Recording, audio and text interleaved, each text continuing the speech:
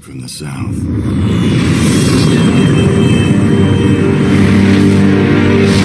It's the warring bird.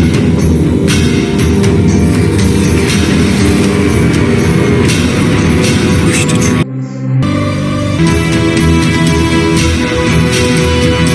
of the ones that survived,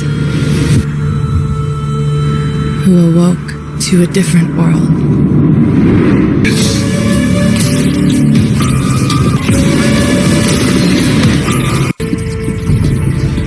You told me the story of the war.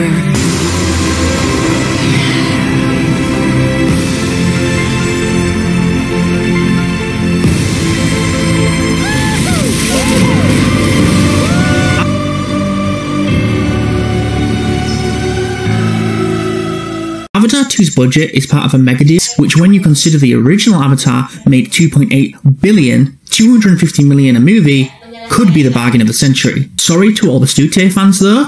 I hear them coming.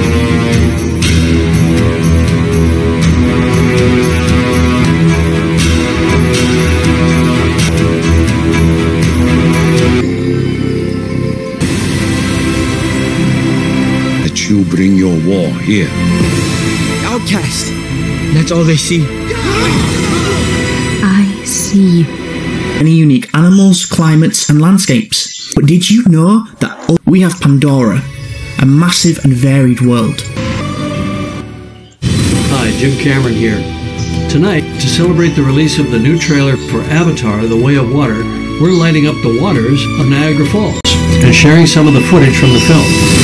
As some of you know, I grew up in Niagara Falls, so I'm pretty excited that this footage is being shown for the first time ever right in my hometown. And not only that, but coming to life over the backdrop of one of the world's great natural wonders. Make sure to go see Avatar: The Way of Water in theaters, December 16th. I hear them coming from the south.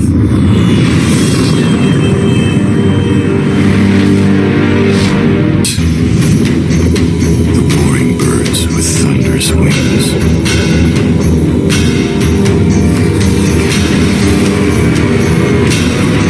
Wish to transform myself to the bodies of these great.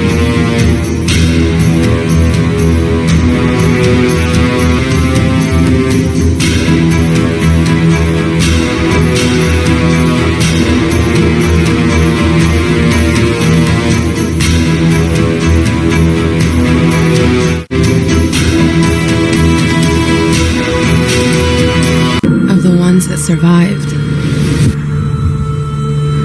who awoke to a different world, where the powerful prey on the weak.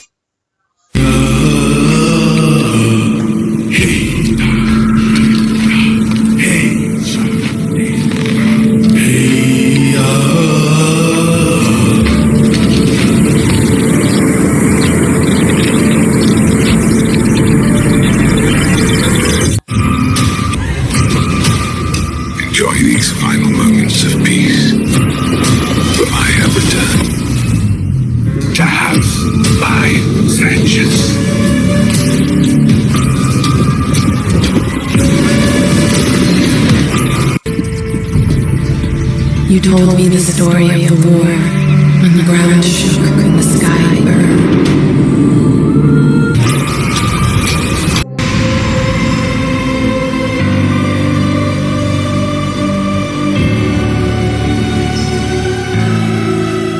And has revolutionary filmmaker James Cameron directing. To help you appreciate the brilliance of Avatar 2, here are 15 interesting facts that I really think you should know. Fact 1. Pandora is a huge world. The original Avatar primarily features two main environments, the Pandoran jungle and the floating mountains, but these are a small part of a much bigger world. You can think of Pandora as similar to Earth, a place with many unique animals, climates, and landscapes. In Avatar 2, we will finally get to see the oceans of Pandora. But did you know that other Avatar media has confirmed deserts and snowy mountains?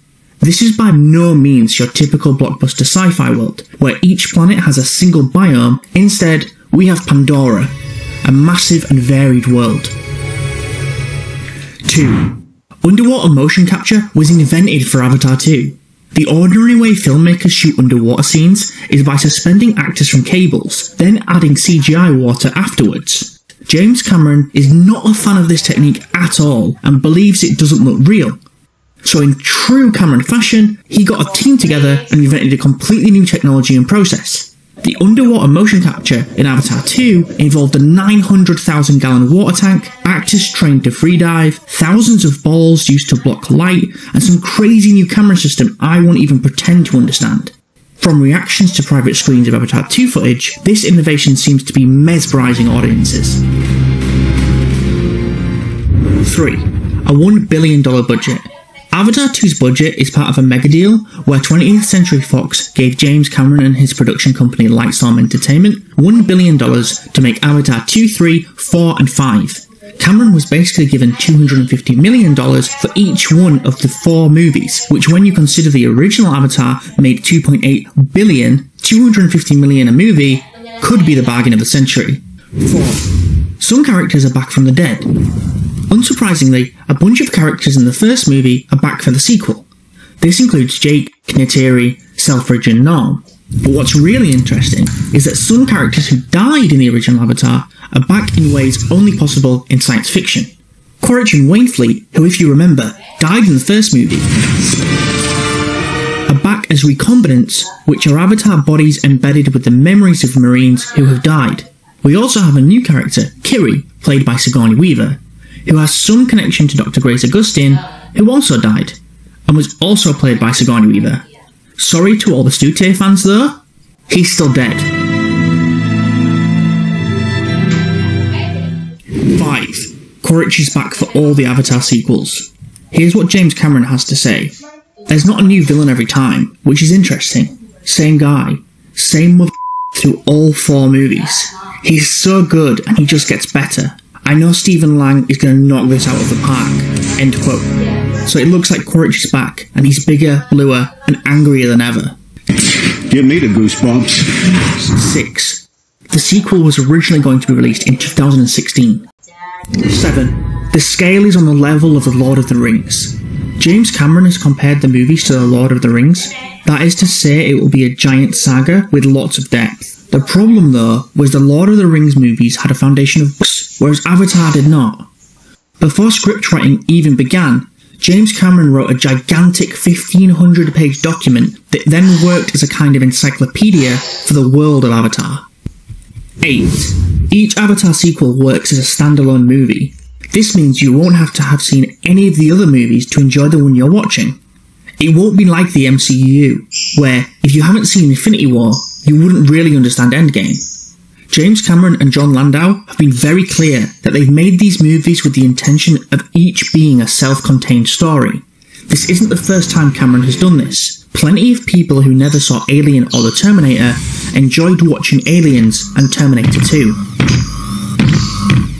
9. A huge new cast. The sequels will introduce a whole new cast of characters. There's Cliff Curtis and Kate Winslet, who are playing Tonawari and Ronal of the Metcalina tribe. Eddie Falco is playing a general in the RDA army. We also have Michelle Yeoh and Jermaine Clement, both playing scientists, with Clement playing a marine biologist who is one of Cameron's favourite characters in the sequels. We also can't forget all the new Sully family children that we've seen in the promotional material. 10. Some big names turned down roles. Ed Norton and Josh Brolin both turned down roles in the upcoming Avatar sequels. Ed Norton did want to be in the movie as a Na'vi. Unfortunately though, James Cameron only had human characters in mind. He did end up appearing in Alita Battle Angel as a little cameo though. We don't know why Josh Brolin didn't accept his role. Maybe he didn't want to do it anymore after doing motion capture for Thanos. But let's hope he doesn't end up regretting it like Matt Damon, who turned down the role of Jake Sully and still regrets it to this day. That's true. I have no defense. 11. James Cameron thinks the Avatar sequels are going to blow your socks off. Cameron has been slowly hyping up the sequels in the past few years. He's gone on record saying that the Avatar sequels are the Manhattan Project of movie making, and that when you see them in the cinema, you're going to yourself with your mouth wide open. If these claims were from any other director, I think that they were being crazy. But this is James Cameron we're talking about. He knows how to wow an audience. 12. Fans have been counting down to Avatar 2. For over 2,200 days, in fact. That's a long time. So long that at some points the countdown even went backwards when the film was delayed. People didn't lose faith though. They kept going, and the community and the memes that have been created are amazing, and I am sure that Avatar 2 will be worth the wait. 13. The composer of the original died in a tragic accident. James Horner died in a plane crash in 2015. Meaning that the man who created the music for the original Avatar and also did the music for Titanic is no longer with us. This has obviously saddened many fans, myself included. However, there is hope, as his apprentice and longtime collaborator, Simon Franklin, has taken over as composer for the sequels. He helped create the music for Pandora, the World of Avatar, and for those of us who have heard that music, it's a reason to be hopeful that Simon can do Horner proud. 14. Avatar 2 will use a new kind of motion technology. The films are being presented in something called variable frame rate. This means the frame rate can be increased only when it's needed in high movement shots. I'm really looking forward to seeing this technology in the cinema, especially the action scenes. 15. It made Zoe Saldaña cry. The actress who plays Neytiri said that she was brought to tears after seeing 20 minutes of Avatar 2 footage. She's not actually the only cast member who said this. Stephen Lang also said that he found himself teary-eyed when he was reading through his character arc. This gives us a real sense of how emotionally impactful these movies are, and just how attached these actors are to their characters.